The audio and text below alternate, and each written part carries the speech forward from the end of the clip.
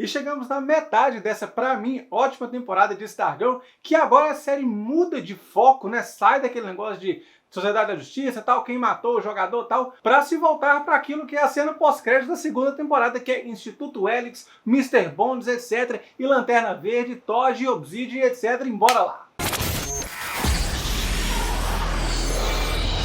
E aí galera, tudo bem? Pra galera que tá sempre perguntando assim, quando que sai, né, os episódios de Stargirl, sai na HBO Max toda quinta de manhã, e aí espera um pouquinho, espera uns 3 ou 4 dias, se não me engano, que tá saindo dublado. Mas na quinta de manhã já tá disponível, geralmente dá uma semana depois que sairá nos Estados Unidos. Se você não tem HBO Max ainda, tá marcando toco aqui, ó, porque tem aqui o Amazon Fire TV Chic, vou deixar o link aqui embaixo, que é um aparelho que além de instalar o HBO Max, claro, você organiza seu serviço de streaming muito melhor do que o próprio sistema da televisão. Vou deixar o link aqui embaixo, se você adquirir pelo link aqui do canal, você ajuda demais o canal e não paga nem um centavinho a mais por isso. Ah, e claro, quando ele estiver em promoção ou outras promoções de eletrônicos, vou deixar também o link do meu grupo de promoções do Telegram, que sempre que tem promoção de eletrônico interessante, celular, Fire Stick, teclado, notebook, etc. Sempre que tem coisa interessante eu coloco lá, você vai achar alguma coisa legal para você. Esse episódio chama-se Infinity Inc. Parte 1. Infinity Inc. é o nome, né, do grupo de jovens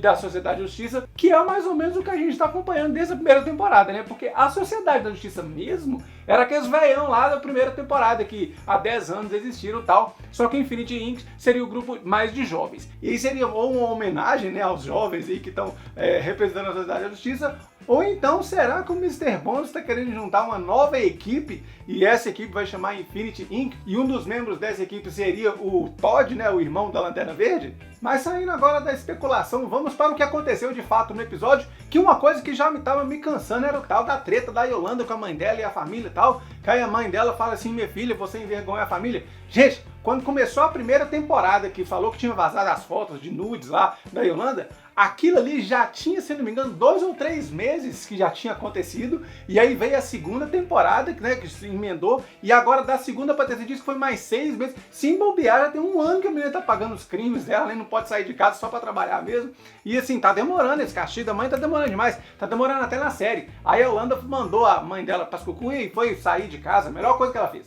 E o que não tá faltando em Blue Valley dessa vez são câmeras espalhadas. Eu achei sensacional as primeiras câmeras deles agindo ali ensaiados, né? Faça isso, faça aquilo, como foi seu dia hoje. Um negócio super forçado, mas que ficou muito legal. E a função da Beth é fazer um blackout, né? Com essas câmeras e tirar toda a energia da cidade. É interessante que esse boom, desse blackout, boom, né, o boom de blackout que ele tem, é uma bomba que o Doutor Meia-Noite, o primeiro Doutor Meia-Noite tem, que é tipo uma bomba de fumaça que evita que fique tudo escuro e evita que as pessoas vejam, né, vejam o que está acontecendo. Por isso que esse nome de bomba de blackout aí na cidade, de deixar tudo escuro, é uma referência ao Doutor Meia-Noite original. Agora a questão é que ela faz essa bomba de blackout exatamente para eles poderem desligarem as câmeras e não serem vistos. É para que quem está vendo a câmera não saber que foi descoberto. Agora, se vai despistar que não sabe que aquela câmera tá ali, já tá fraco demais. Desde o outro episódio o cara fala assim, olha, não olhe para a câmera, haja normalmente.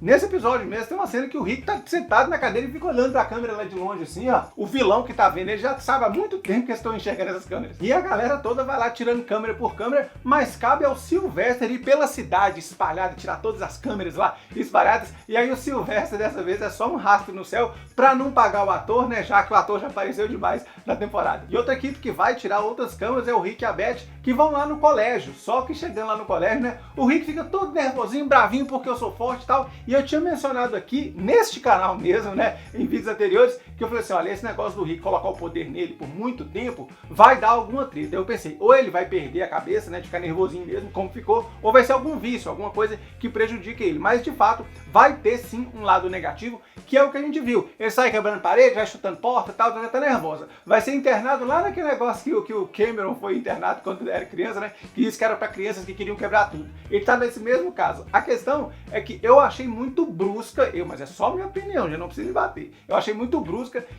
muito brusco esse nervosismo dele. Eu acho que ele poderia ter ido piorando aos poucos, né? Tipo, no episódio passado já dá um indício de que ele ia passar do limite de nervosismo e nesse ele ficar nervoso. Mas não, já né, no episódio anterior ele tava bom e nesse aqui já tá nervoso, quebrando tudo já. E ele ficou por conta da Courtney e pede descer lá no porão para poder tirar as fotos, tirar as câmeras, né? Que tá lá no porão. Queria saber quem que foi colocando uma por uma lá. Diz que eu me Mr. Bones, mas foi de casa em casa e ponto em ponto da cidade para colocar isso lá. Talvez o jogador tenha sido morto porque ele descobriu que tinha todas essas câmeras, né? Instaladas. Mas enfim, os dois estão lá no porão e chega o Sombra, mas que surpresa maravilhosa. Aliás, gente, na prévia, quando começa o episódio, fala assim, ó, previamente, né, no episódio passado, tá? Em episódios passados, quando aparece o ator nesse previamente, é porque vai aparecer aquele ator no próprio episódio, né? E aí, no previamente apareceu o Sombra, então é porque nesse episódio vai ter Sombra. E que legal, né? O Sombra aparecendo sempre agrega demais. E ele chega falando que tá fraco e tal. E ele fala, não, Courtney, eu quero você. E eu achei legal que ele fala assim, não, eu não quero o cajado, eu quero você. É a Courtney mesmo. E ele puxa ela, né, pra poder encontrar lá com a Jenny. E o Pat vai de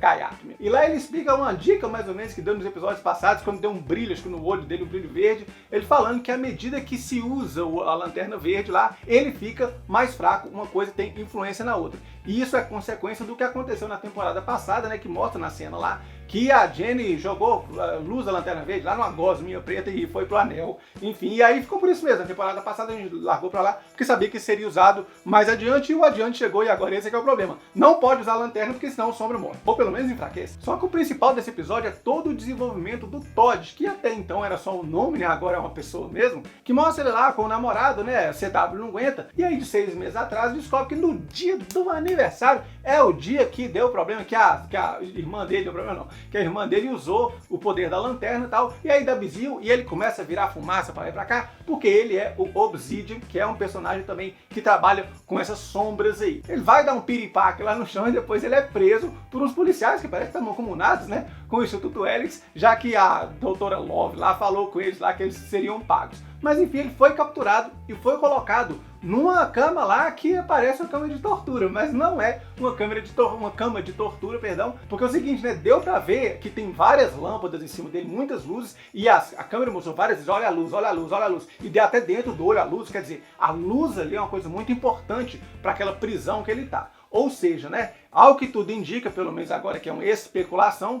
o Mr. Bones sabe que o Todd não pode explodir, porque se ele explodir, eles perdem o controle. Tanto é que ele fala assim, olha, já tem 6 meses, nós estamos aqui, temos que intensificar a quantidade de luz para não perder o controle. Então, se ele perder o controle, o mundo inteiro está perdido e entra na fase das trevas, né? Então, o Mr. Bones talvez não seja esse mal todo que a gente pensa que ele fica assim. Ele pode ter um propósito, ele pode ter um meio mal, mas o propósito dele é bom, de salvar o mundo, né? De proteger o mundo. Quer dizer, já que ele sabe que o Obsidian é uma porta das sombras, né, da Terra das Sombras, para o mundo, ele fala assim, nós temos que segurar esse menino aqui e proteger o mundo dele para ele não explodir. Talvez por isso que ele esteja colocado numa cama lá cheia de luz em cima dele. Mas é claro que não adianta nada, o bicho explode mesmo, né? E aí eu fico pensando assim, será que ele tomou uma forma muito estranha lá de uma fumaça preta? Será que ele nessa fumaça preta, e aqui é só especulação, uma teoria, será que é ele nessa forma de fumaça preta que foi lá matar o Gambler, matar o jogador? Porque isso explica, né, jogar o Starman pra cima e pra baixo e matar o jogador e também destruir aquele trailer dele todo lá. Agora o problema é o seguinte, né, se foi ele mesmo, ele foi lá, matou e voltou e foi aprisionado de novo. Então assim, tem alguma coisa estranha nessa história. Mas pode ter sido que ele não esteja consciente quando ele faz isso e acabou matando lá mesmo. Mas enfim, ele acaba explodindo e agora pelo jeito explodiu o mundo e todo mundo tá na Terra das Sombras. Vai todo mundo pra Terra das Sombras e no finalzinho aparece o Pat lá na Terra das Sombras. E é assim, gente, a temporada passada foi todos os episódios, tô zoando, tô exagerando, né? Mas a temporada foi por conta de colocar todo mundo na Terra das Sombras. Inclusive o próprio Pat já foi na Terra das Sombras, que é um lugar que trata-se de medo da pessoa lá. Vai ter trama de medo do Pat de novo. Tipo assim, pode aparecer um outro personagem da Liga da Justiça, da Sociedade da Justiça Antiga lá e tal. Mas tá bom, né? Vai ficar trabalhando com esse negócio de novo. Pelo trailer do próximo episódio, nós vamos tentar fugir de lá. Mas sinceramente, eu não queria que fosse lá de Terra das Sombras de novo, pra poder trabalhar com medo. A série coloca uma conexão, né, do Lanterna Verde com a Terra das Sombras aí, ou com os personagens que lidam com as sombras, por exemplo, o Sombra e o Obsidian. Só que a fraqueza da Lanterna Verde é exatamente o medo. Porque o poder da Lanterna Verde, quando ele cria um construto, né, que pelo jeito não tem isso na série, a Lanterna Verde é só jogar um raio mesmo com a lanterna, mas enfim, a força daquele construto tem a ver com a mentalidade, né? O cara tá confiante que aquele construto ali tem força suficiente, ou seja, se o Lanterna Verde, né, quem tá com o anel, não tem essa confiança toda, você tá com medo, ele não tem aquela força para fazer um construto de verdade, tal, não sei o que. Ele enfraquece com relação ao medo. E é exatamente isso que acontece na Terra das Sombras. Ali é um lugar onde se é trabalhado o medo. A pessoa, ali acontece o que a pessoa tem medo que aconteça. Então eu achei interessante misturarem os dois poderes aí para poder dar essa trama interessante ali da Lanterna Verde com Sombra. Só que essa é a parte 1 de 2, né? Vamos ver no próximo episódio o que vai acontecer com essa Terra das Sombras, se vai ser realmente diferente do que foi, né, da temporada passada, ou vai ficar naquele negócio ali do que você tem medo, do que você tem medo. Comenta aqui se você gostou, um grande abraço e até mais.